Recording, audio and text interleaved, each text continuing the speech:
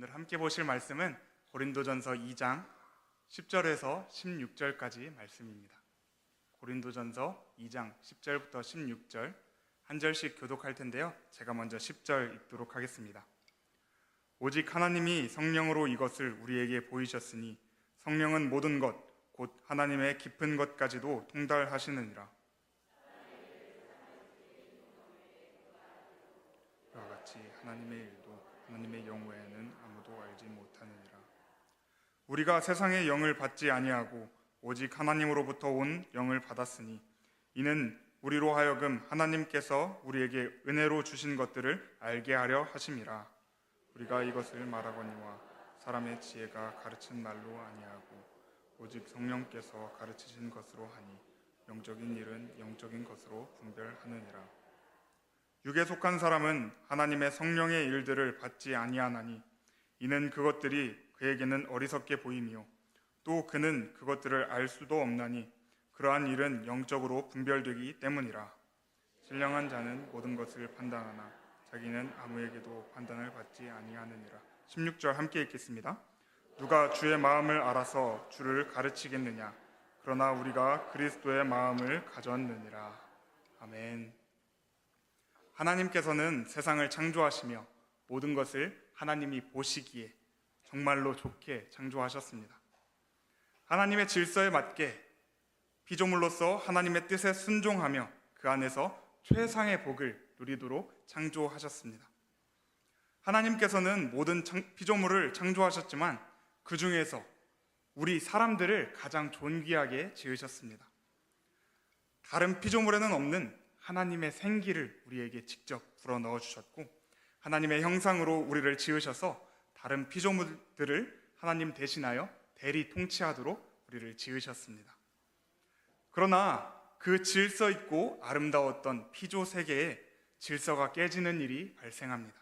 바로 하나님의 형상을 본받은 우리 사람이 피조물의 자리를 벗어나 창조주의 자리를 넘보려는 교만을 표출한 것이지요.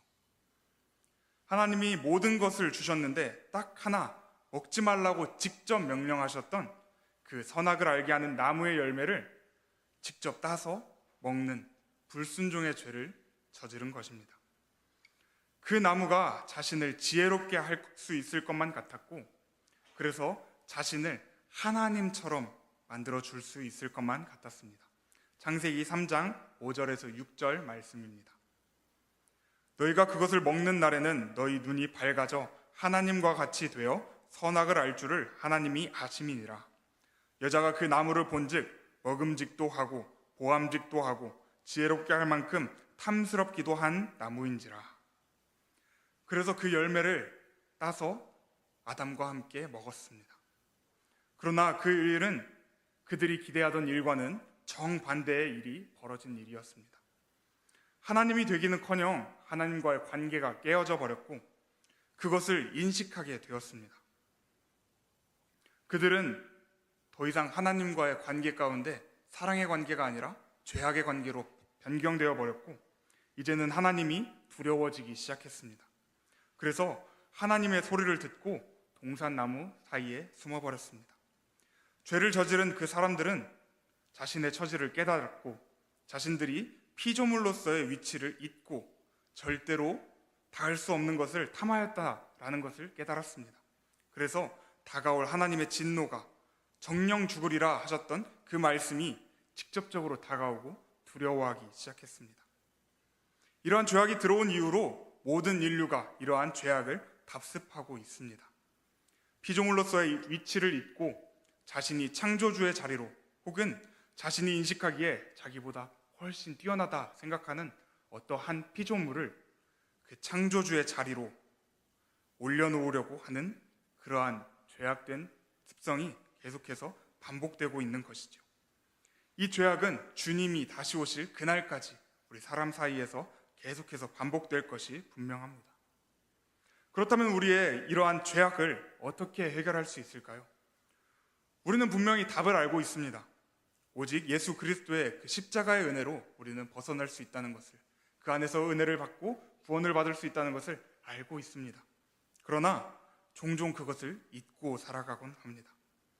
오늘 함께 말씀을 통해 알고 있던 답을 되짚어보고 혹시라도 몰랐다면 그 은혜를 깨닫고 그 은혜로 나아갈 수 있기를 소망합니다. 내 삶을 말씀에 비춰 우리 함께 하나님의 길로 나아가길 소망합니다. 오늘 본문으로 들어가기 전 고린도 교회가 어떠한 상황이었는지 함께 배경을 한번 알아보기를 원합니다. 고린도라는 지역은 상업을 하기에 굉장히 좋은 위치에 있습니다. 남북으로는 큰 도시가 있어서 육로로 그 도시를 연결해주는 중간 지점이 고린도 지역이었습니다. 그리고 동서로는 각각 항구가 있어서 멀리 있는 사람들은 배를 타고 그 중간 지점인 고린도에 와서 무역을 하곤 했습니다. 무역이 활발하게 일어나니 점차 고린도는 부유한 지역이 되었습니다. 무역이 활발하게 일어나서 부유한 지역이 되자 사람들이 그 지역으로 몰려들기 시작했습니다. 돈이 모여드니 그 사람들이 모여들었고 그 중에는 철학과 수사학이 뛰어난 많은 학자들도 있었습니다. 학자들이 많아지니 학교가 세워지고 그 안에서 토론할 수 있는 장들이 마련되기 시작합니다. 사람들은 그 교육을 받고 지적인 자부심이 점점 커지기 시작합니다. 지혜롭게 말하고 아름답게 말하는 것이 매우 가치 있다라고 생각하고 있었던 사람들이 고린도 사람들입니다. 실제 당시에 고린도인처럼 말한다라는 표현은 매우 설득력 있고 조리 있게 수사학적으로 말한다라는 뜻을 가지고 있었습니다. 고린도인들은 이러한 철학과 수사학, 성경의 표현을 빌리자면 세상의 지혜에 익숙해져 있었습니다. 당시 철학이 말하고 있는 물질적인 세상은 악하고 오직 영적인 세상만 선하다는 생각을 그들은 가지고 있었던 것이죠. 그들은 이 철학을 배움으로 세상에 대해서 알고 영적인 것을 깨닫는 것을 통해 구원을 받는다는 헛된 생각에 빠져 있었습니다. 아담과 하와가 생각했던 것처럼 그들은 철학을 배움으로 영적인 무언가를 깨달음으로 자신을 지혜롭게 해주고 하나님처럼 만들어줄 것이라고 생각했던 것이죠. 이러한 도시에 바울이 동역자들과 함께 와서 고린도 교회를 세웠습니다. 바울이 1년 반이라는 긴 세월 동안 고린도 교회에서 함께 지내며 예수 그리스도의 복음과 그분의 놀라운 사역 그리고 세상을 지으신 하나님의 지혜에 대해서 열심히 설파했습니다. 교회는 날이 갈수록 사람들이 늘어가기 시작했습니다. 그 은혜의 말씀이 풍성하니 사람들도 그 안에 들어오게 되었던 것이죠.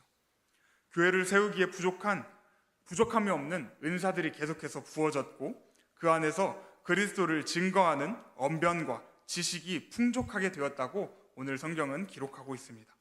고린도전서 1장 5절에서 7절 말씀입니다. 이는 너희가 그 안에서 모든 일, 곧 모든 언변과 모든 지식의 풍족함으로 그리스도의 증거가 너희 중에 견고하게 되어 너희가 모든 은사에 부족함이 없이.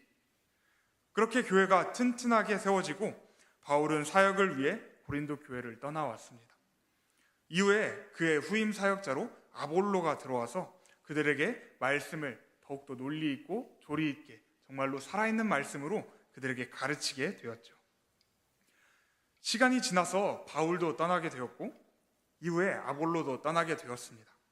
그런데 이런 상황에서 고린도 교회에는 올바르지 않은 가르침이 들어오기 시작했습니다.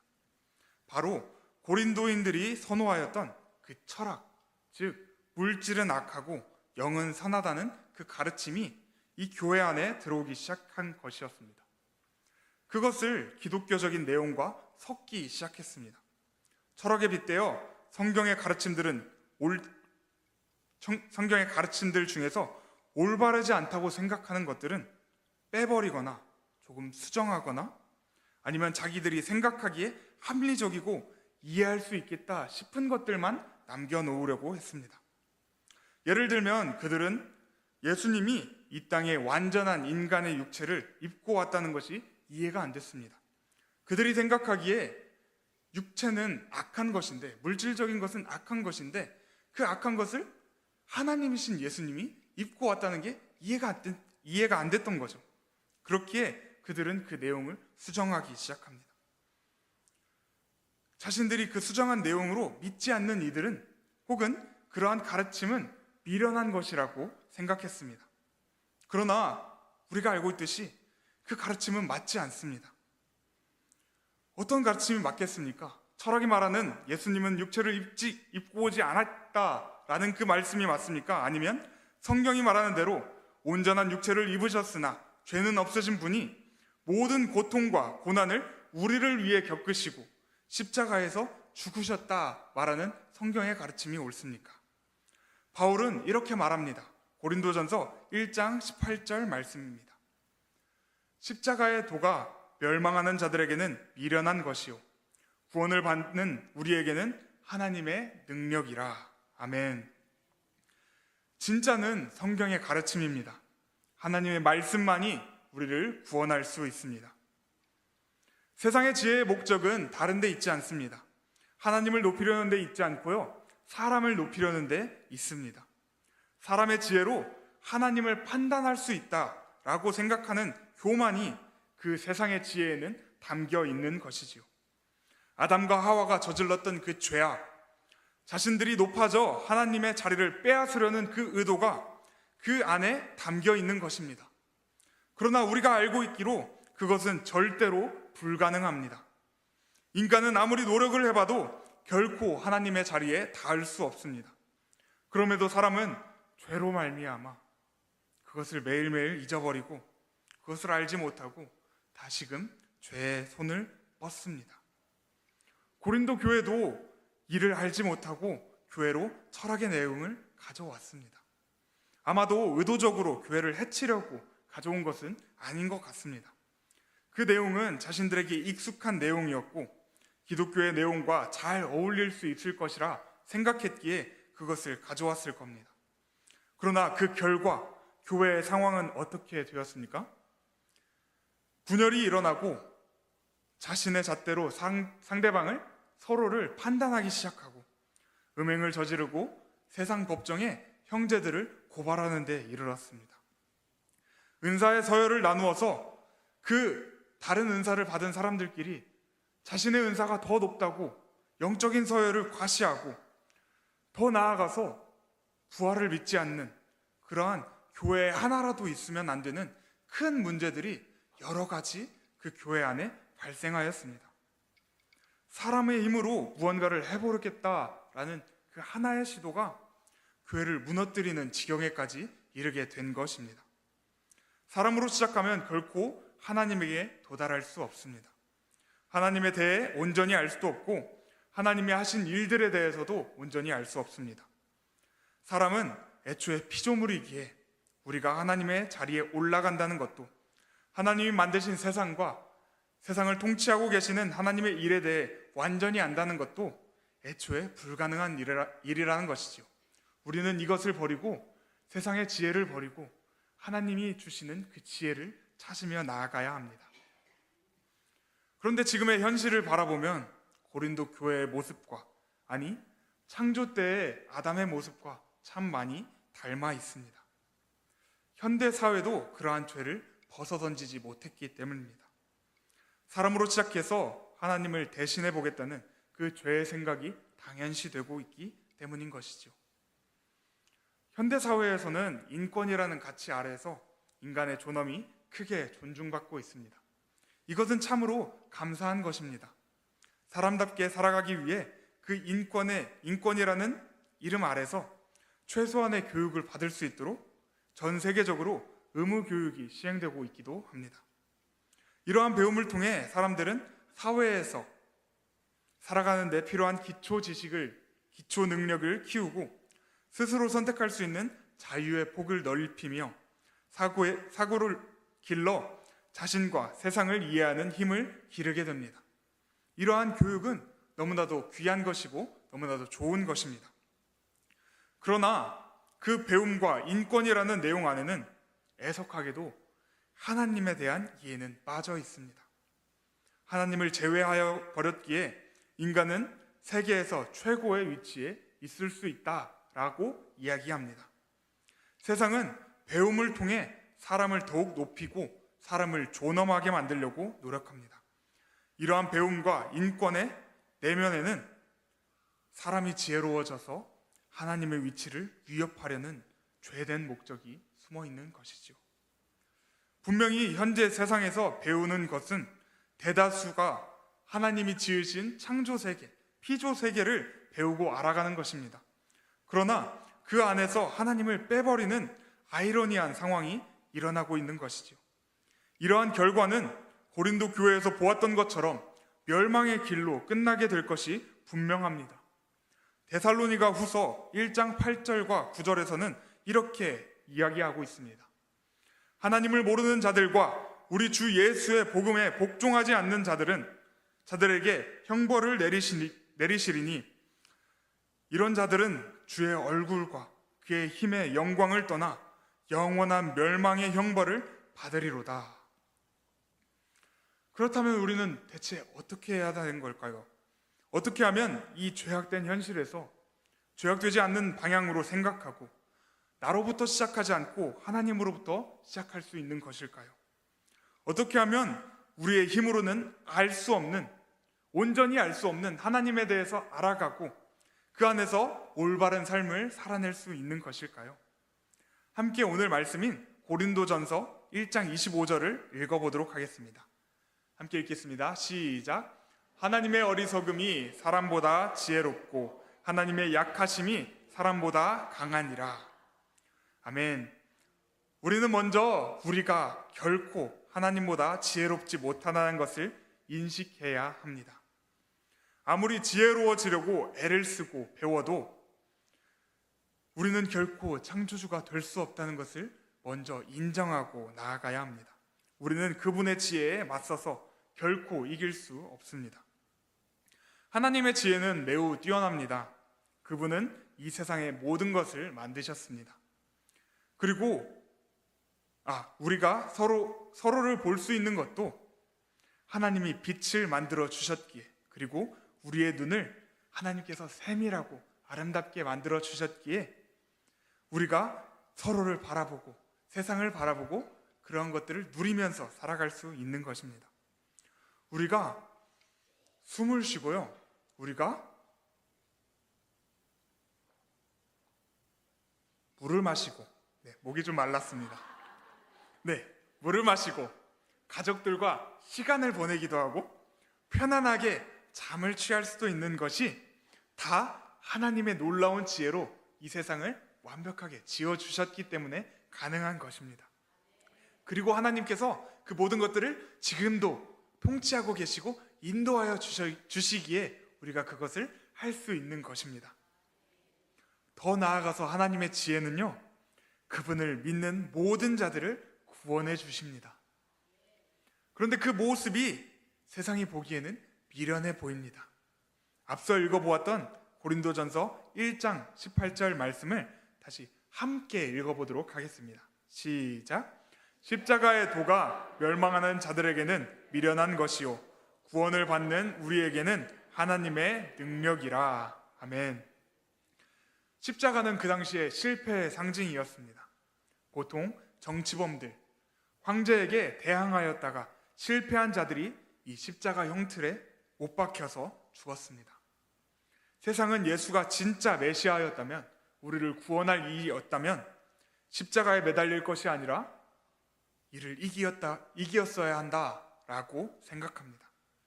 그들은 부활을 믿지 않기에 그들의 생각으로 보면 십자가에서 죽은 예수를 믿는 그리스도인들은 참으로 어리석고 미련한 사람이라고 생각하고 또 생각할 것입니다. 그러나 이는 역설적으로 참 하나님의 지혜를 보여줍니다. 세상의 논리로 보면 성공하지 못한 자들은 미련한 자들입니다. 지금 이 말씀을 전하고 있는 저는 세상이 바라보기에는 굉장히 미련해 보일 것입니다. 한창 취업해서 돈을 벌고 주식을 하고 성공을 위해 부단히 노력해야 하는 시기에 성경이나 보고 있고 기도나 하고 있고 이렇게 말씀을 전하고 있는 이 모습을 보면 아마 세상은 저보고 굉장히 미련하다 이야기를 할 겁니다. 그리고 여러분들에게도 굉장히 미련하다 할 겁니다. 이 황금 같은 일요일에 가족들과 나들이 가지 않고, 이렇게 봄날이 너무나도 좋은데 나들이 가지 않고 이 자리에 모여서 예배드리고 있고 말씀을 보고 있고 기도하고 있는 그 모습을 세상 사람들, 믿지 않는 사람들이 보면 얼마나 미련해 보이겠습니까? 그러나 하나님께서는 그 미련함 가운데 참여하는 우리들을 기뻐하고 계십니다. 하나님께서는 그 미련해 보이는 십자가로 믿는 자들을 구원하시기를 기뻐하십니다. 그리고 그 미련함에 참여하는 자들을 너무나도 기뻐하십니다. 하나님은 이 미련한 길을 통하여서 세상에 줄 수 없는 참된 복을 허락해 주십니다. 세상은 그러한 미련함 가운데 있는 우리들과 또 그거를 사용하시는 하나님을 결코 이해하지 못합니다. 그러나 하나님께서는 그 미련한 가운데 우리를 최상의 복으로 인도하여 주십니다. 세상은 이해 못할 하나님의 지혜인 것이지요. 우리는 그러한 하나님의 지혜가 나보다 너무나도 뛰어나다는 것을 인정하고 하나님 앞에 엎드려야 합니다. 두 번째로 우리는 성령님을 의지해야 합니다. 우리로서는 결코 하나님을 다 알 수 없다는 것을, 하나님의 지혜를 뛰어넘을 수 없다는 것을 앞에서 봤듯이 인지했습니다. 그렇다면 우리는 하나님께 엎드려서 하나님의 그 성령을 의지해야 하는 것입니다. 고린도전서 2장 10절 말씀입니다. 오직 하나님이 성령으로 이것을 우리에게 보이셨으니 성령은 모든 것, 곧 하나님의 깊은 것까지도 통달하시느니라. 아멘. 우리가 그러한 하나님의 지혜를 깨닫고 하나님의 지혜로 나아갈 수 있는 것은 오직 하나님에 대해 온전히 알고 계시는 성령님을 통해서만 가능합니다. 믿는 자에게 내주하시는 그 성령 하나님을 통해 우리는 하나님의 깊은 것까지 성령님만이 알고 계시기에 우리는 성령님을 의지하여 알 수 있고 하나님께 나아갈 수 있다는 것이지요. 그분이 모든 것을 알고 계시기에 우리가 하나님에 대해 알기 위해서는 그러한 성령 하나님을 의지해야 합니다. 하나님은 자비롭고 은혜롭고 노하기를 더디하며 인자와 진실이 많으신 분이십니다. 그러나 동시에 불의로 진리를 막는 사람들의 모든 경건하지 않음과 불의에 대하여 하나님의 진노를 내리시는 분이십니다. 그 진노로부터 도망치기 위해서 어떤 이들은 이 하나님에 대해서 외면해버립니다. 없다고 말하고 외면해버리고 이 땅에서 그것을 지워버리고 내 삶이 그냥 여기서 끝난다라고 말하며 살아가고 있습니다. 또 어떤 이들은 더욱 영적이고 신비한 것을 찾아다닙니다. 무언가 대단한 영을 가진 사람을 찾거나 아니면 스스로가 그러한 사람이 되어서 그러한 하나님의 진노로부터 벗어나려고 애를 씁니다. 그러나 우리는 이 모든 것이 답이 아니라는 것을 알고 있습니다. 외면한다고 해도 하나님의 진노를 벗어날 수 없습니다. 스스로가 그러한 존재가 될 수 없고 이 세상에는 하나님을 제외하고는 그러한 존재가 없다는 것을 우리는 분명하게 압니다. 고린도전서 2장 14절 말씀입니다. 육에 속한 사람은 하나님의 성령의 일들을 받지 아니하나니 이는 그것들이 그에게는 어리석게 보이며 또 그는 그것들을 알 수도 없나니 그러한 일은 영적으로 분별되기 때문이라. 아멘. 우리가 할 수 있는 일은 오직 하나님의 은혜를 구하는 일입니다. 예수 그리스도의 십자가로 말미암은 구원의 은혜가 우리에게 적용되어서 우리가 용서받아 새 사람으로 살아갈 수 있는 그러한 은혜를 구하는 길밖에 없습니다. 우리가 그러한 은혜를 받을 수 있는 방법과 또 그것을 받았다는 것을 알 수 있는 방법은 오직 성령 하나님 그분을 의지하는 것밖에 없습니다. 성령께서 우리의 닫힌 마음을 열어주시고 성령께서 우리의 어둡던 생각을 조명해 주시고 성령께서 예수 그리스도의 십자가와 그 부활의 은혜를 우리에게 적용해 주셔야만 우리가 하나님의 사람으로 온전하게 살아갈 수 있는 것입니다. 우리는 성령님을 의지하여서 매일같이 하나님이 주신 일상의 은혜, 그리스도로 받은 구원의 은혜를 생각하며 그리스도의 마음을 닮아가는 삶을 살아가야 합니다. 하나님의 말씀을 바라보며 기도하며 그러한 성령님의 은혜를 구하는 우리 모두가 되기를 소망합니다. 세 번째로는 우리는 배움의 목적을 변경해야 합니다. 정확하게는 그 배움의 목적을 처음 것으로 되돌려 놓아야 합니다. 아담은 죄를 짓기 전 동산을 거닐며 하나님이 창조하신 모든 것을 보고 배우며 하나님의 놀라운 지혜를 흠모하며 찬양했습니다. 시편 기자들도 이러한 하나님의 창조를 보고 놀라워하며 기쁨으로 그분의 지혜를 찬양하였죠. 시편 104편 24절 말씀입니다. 함께 읽도록 하겠습니다. 시작. 여호와여, 주께서 하신 일이